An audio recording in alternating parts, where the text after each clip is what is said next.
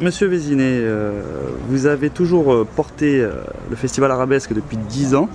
On peut parler de coup de foudre peut-être. Quel est le chemin parcouru depuis? Où en êtes-vous aujourd'hui par rapport à cette manifestation? Et qu'est-ce que ça fait pour vous de la présenter à cette conférence de presse à l'aube de votre départ de la présidence du Conseil général de l'Hérault?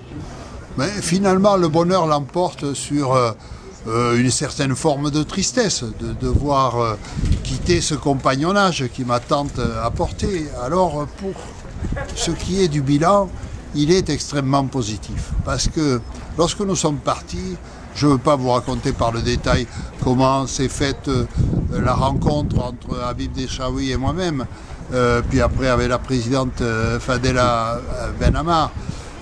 Nous avons tenté une aventure. C'était une aventure qui était très, très risquée parce qu'elle risquait de heurter des sensibilités ou au contraire de verser dans des genres que nous ne souhaitions pas.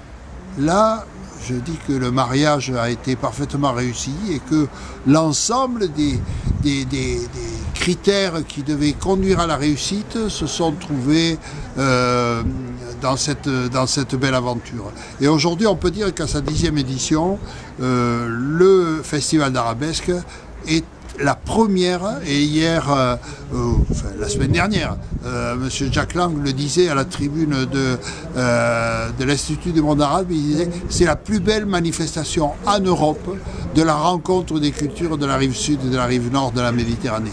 Et ça, c'était le plus bel hommage qu'il pouvait rendre à Habib, et puis aussi pour le politique que je suis au Conseil général de l'Hérault. Donc voilà, le bilan est très bon. Souhaitons que les nouveaux édiles qui sortiront des urnes dans quelques jours auront compris qu'une chose comme ça, quand on a de tels coefficients de réussite, on n'y touche plus. Et on l'accompagne pour qu'il aille plus loin encore. Merci Président.